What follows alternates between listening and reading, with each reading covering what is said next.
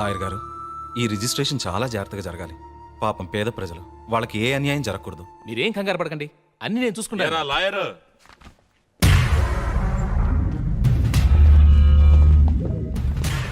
ఇన్నాళ్ళు మహంకాళి మార్కెట్కు డాక్యుమెంట్స్ లేవేమో అని కామెడీగా ఫీల్ అయ్యేవాడిని. కానీ సీరియస్గా డాక్యుమెంట్స్ మీ దగ్గర ఉంచుకొని నన్ను కమెడియన్ చేస్తున్నావే. ఎవరైనా సరే లీగల్గా వెళ్తే నేను సీరియస్ అవుతాను. ఈ డాక్యుమెంట్స్ నా పేరున రాసి నేనిచ్చే డబ్బు తీసుకుని వెళ్ళిపో. అనవసరంగా ఈ విషయంలో జోక్యం చేసుకోవద్దు. మహంకాళి మార్కెట్ని ఎన్నో ఏళ్లుగా అక్కడే ఉంటున్న వాళ్ళకి రిజిస్ట్రేషన్ చేస్తాను. దయచేసి ఇక్కడి నుంచి వెళ్ళిపోండి. అయితే ఓ పని చేద్దాం. ఒక్క నయా పైసా కూడా ఇవ్వను. డాక్యుమెంట్స్ మీద సంతకం చెయ్యి. ఏంటి బెదిరిస్తున్నావా? నువ్వు తలకిందులుగా తపస్సు చేసినా సరే మహంకాళి మార్కెట్ నీకు దక్కదు. అయితే ఇంకో పని చేద్దాం. మహంకాళి మార్కెట్, నువ్వుండే ఇల్లు అన్ని నాకే రాసిచ్చాయి. నోర్మాయ్, నువ్వేంటి పెద్ద మొనగండి అనుకుంటున్నావా? నా ప్రాణం పోయినా సరే నువ్వు అనుకున్నది మాత్రం జరగదు. ఓ,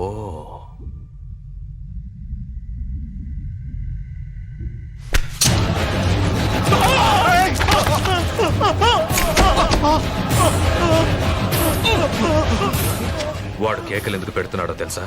నొప్పి. ఆ నొప్పి కన్నా వాడు చస్తే నీకొచ్చే నొప్పి ఇంకా ఎక్కువ ఉంటుంది. అది భరించగలవా? వద్దు వద్దు.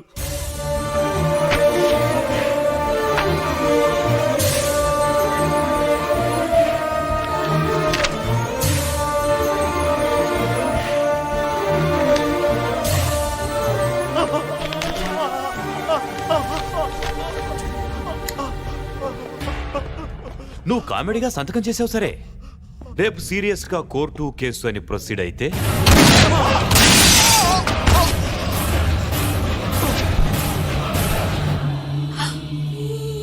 రాజశ్రీదేవి గారు, నేను లాయర్ విశ్వనాథాన్ని మాట్లాడుతున్నాను. ఆ నాయుడమ్మ మీ వారిని కొడుకుని చంపేశాడు. ఇప్పుడు మీకోసం వస్తున్నాడు. వెంటనే పిల్లల్ని తీసుకుని ఊరు వెళ్ళిపోండి.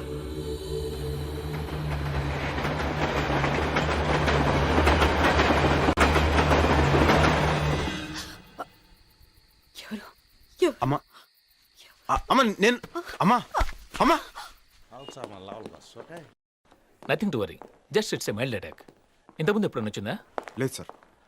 బ్లాక్స్ ఉన్నాయేమన్నా డౌట్. ఎనీహో, రేపు ఒకసారి యాంజియోగ్రామ్ చేద్దాం. ఓకే, అలాగే. Right. Hello Shweta, how are you? Fine uncle. ఏంటి ఇలా వచ్చావు? 21st లిల్లీ బర్త్డే, మీరు తప్పకుండా రావాలి. డెఫినెట్లీ, తప్పకుండా. అంకుల్, ఇప్పుడు మాట్లాడి వెళ్ళాడే, అతనికి ఏంటి ప్రాబ్లం? ప్రాబ్లం అతనికి కాదు, వాళ్ళ అమ్మకి మైల్డ్ హార్ట్ అటాక్.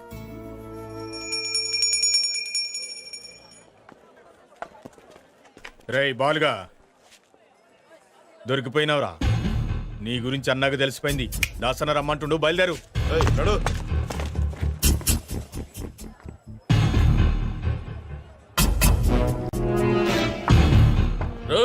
మీరందరూ బయట పండిరా.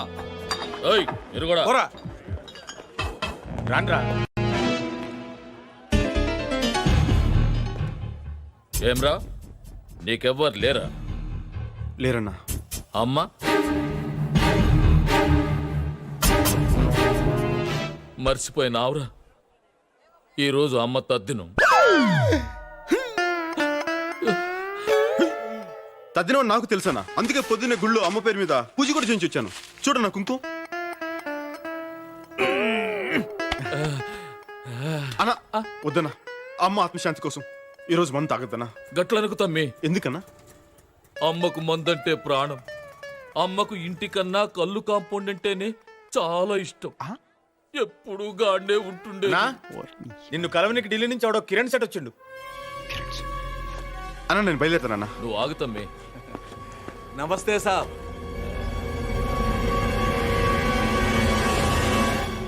మిమ్మల్ని ఎక్కడో చూసినట్టు. ఈయన మన తమ్ముని లెక్కలే. నువ్వు వచ్చిన పని ఏందో చెప్పు. ఆహా, ఏం లేదు సాబ్. మహంకాళి మార్కెట్ అమ్మకానికి ఉందన్నారు. నాయుడమ్మ మీరు ఎంత చెప్తే అంతని తెలిసింది. మీరే ఎలాగైనా డీల్ చేసి నాకు ఈ సహాయం చెయ్యాలి. సర్లే, నాయుడమ్మ దుబాయ్ నుంచి రాగానే నేను మాట్లాడతానులే. నువ్వు మంచిది సాబ్, వెళ్ళొస్తాను.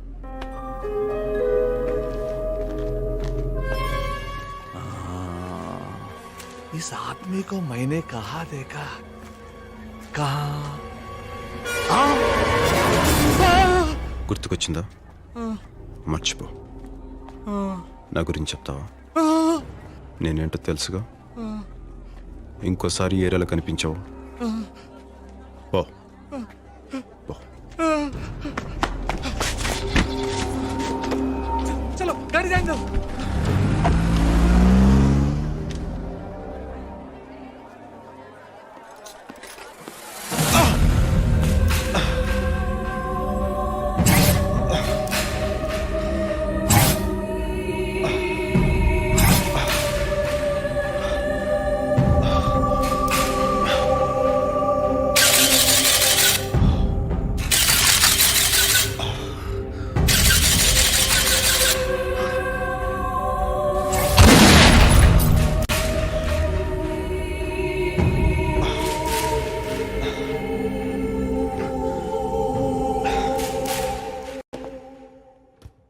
అమ్మకి ఎలా ఉంది?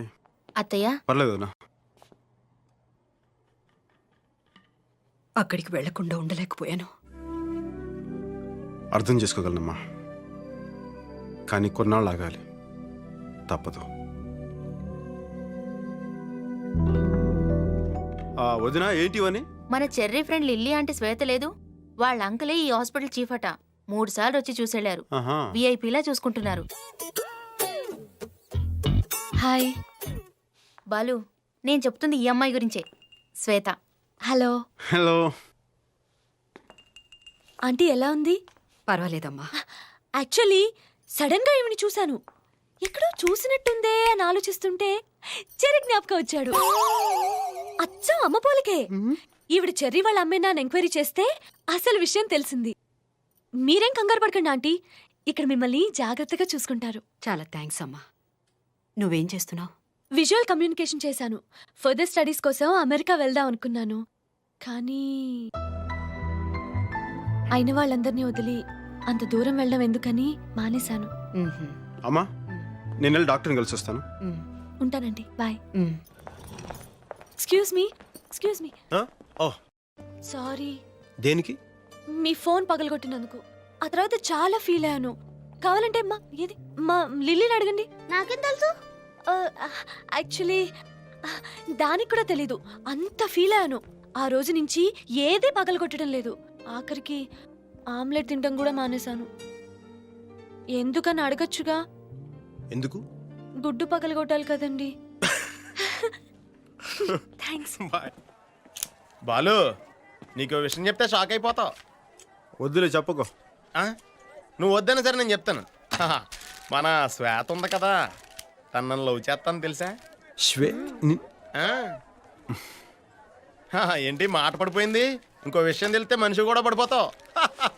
25,000 అడ్వాన్స్ కూడా ఇచ్చిందమ్మా. ఏంటి ప్రేమించమనా? అదే మరి అటకారం ఉంటాయి. ప్రేమించమని ఎవరిని ఇస్తారా? అలా స్టార్ హోటల్కి పూలు సప్లై చేయమని ఇచ్చింది. ఆ డబ్బులు తిరిగిచ్చే. జలసయా? చెప్తున్నాను కదా, తిరిగిచ్చేసాయి. ఎందుకు తిరిగి చేయాలి? తప్పేంటి? ఏ మీ కాంట్రాక్ట్ ఇవ్వకూడదా? భలే చెప్పారండి. నువ్వు మూస్తావా? చెప్పండి, అడ్వాన్స్ ఎందుకు తిరిగి చేయాలి? నువ్వు మరీ అడ్వాన్స్ అయిపోతున్నావని. అంటే మీ ఉద్దేశం నేను ఇదంతా మిమ్మల్ని పటాయించడం కోసం చేస్తున్నానా? ఏదో హెల్ప్ చేద్దాం అనుకున్నాను. ఈ సిటీలో మీకన్నా పెద్ద మగాడే లేడనుకుంటున్నారా? నాకేం అవసరం లేదు. నేను ఒక్క చిటికేస్తే చాలు 100 మంది లైన్లో ఉంటారు.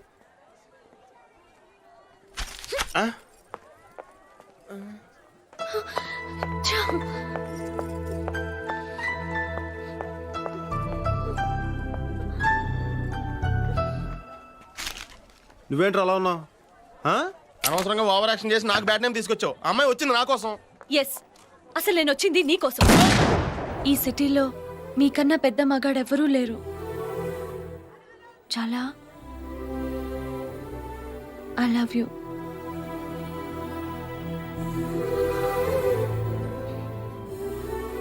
ఒక అమ్మాయిని నేను సిగ్గు విడిచి అడుగుతుంటే మాట్లాడవేంటి? అసలు నాకేం తక్కువ? నీకు నా గురించి తెలీదు. ఈ కనిపించే ఆటపాట బయటికి గాని లోపల లేదు. నేను నిన్ను ప్రేమించడం లేదు. ఒకవేళ నాకు తెలియకుండా నేను నీకు అలాంటి ఫీలింగ్స్ కలగజేస్తుంటే దానికి నన్ను క్షమించు.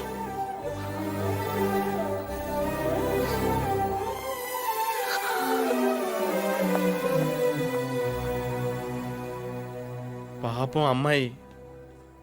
ఏంట్రా పాపం, మనం వచ్చిన పని మర్చిపోయావా?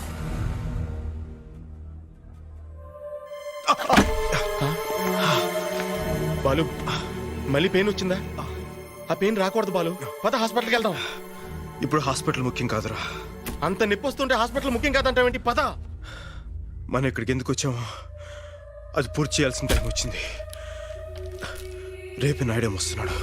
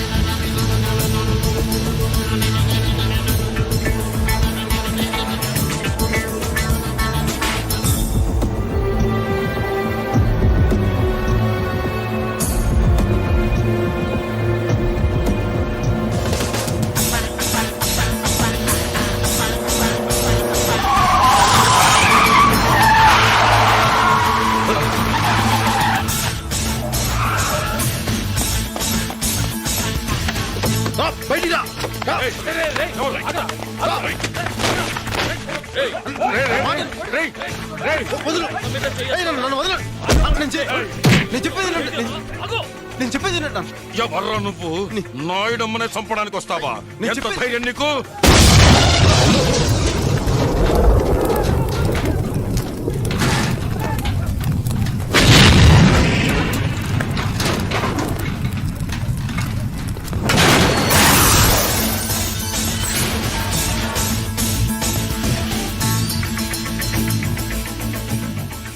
ఇప్పటికన్నా అర్థమైందన్న ఏం జరిగిందో?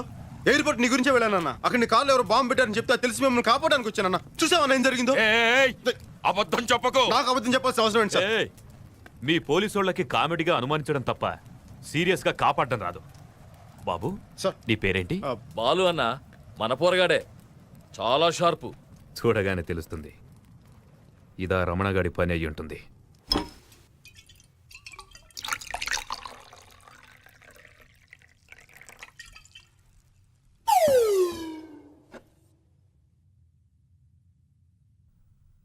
రా. చుప్. బాలు నువ్వు రామ్మా.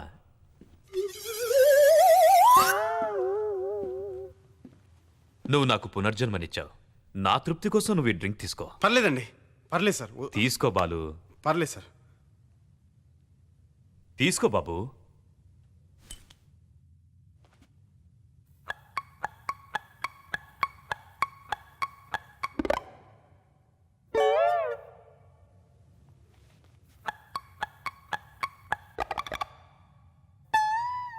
నువ్వు దుబాయ్ వెళ్ళిన పని ఏమైంది?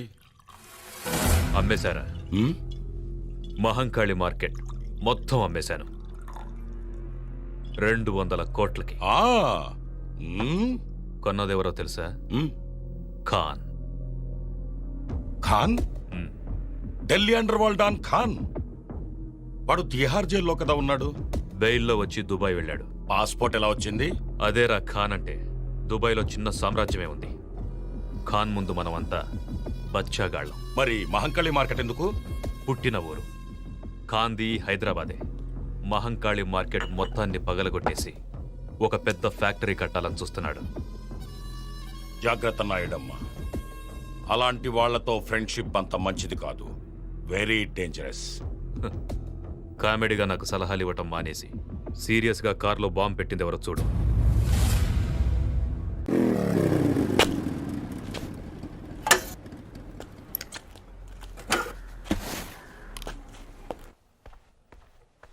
అన్నా, అన్నా, అన్నా, అన్నా. ఏంటి బాలు? అన్నా ఈరోజు పేపర్ చూసావా అన్నా?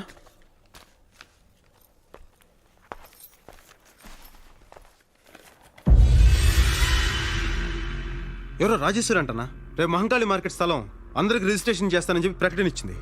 రాజేశ్వరి మళ్ళీ ఊళ్ళోకి వచ్చిందా? నారాయణ పేపర్ చూసావా? చూశాను. ఏంటిదంతా? నువ్వేం భయపడకు. ఆ డాక్యుమెంట్స్ నీ దగ్గర ఉన్నంత వరకు ఎవరేం చేయలేరు. సర్లే. అన్నా మీరేమనుకున్నంటే ఒక మాట చెప్తాను. ఏంటది? నెల రోజులుగా మీరు ఊళ్ళో లేరు. మీరు ఊళ్ళో లేని నెల రోజుల్లో ఏమేమో జరిగినాయి. మీరు ఊర్లోకి రాగానే మీ కారుకి ఎవరో బాంబు పెట్టారు. ఇప్పుడు రాజేశ్వరీదేవి పేరు మీద ఎవరో ప్రకటన ఇచ్చారు. వీటన్నిటిని బట్టి చూస్తుంటే డాక్యుమెంట్స్ సేఫ్గా ఉన్నాయో లేదో నేను చెప్పి నాకు చిన్న డౌట్గా ఉందన్న. పైగా కొన్నది కానన్నారు. ఆయన చాలా డేంజరస్ మనిషిని డీసీపీ గారు కూడా చెప్పారు. ఒకసారి డాక్యుమెంట్స్ సేఫ్గా ఉన్నాయో లేదో ఒకసారి చెక్ చేసుకున్నా.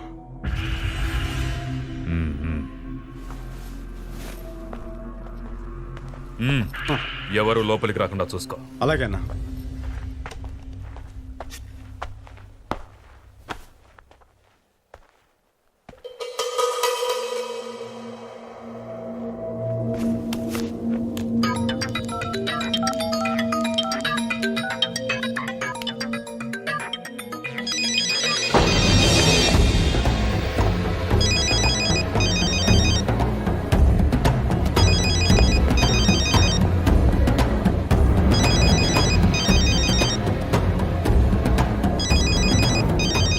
అన్నా ఏయ్, ఆగు. ఎందుకు వచ్చావు లోనకి? అన్నా ఫోన్ అన్నా.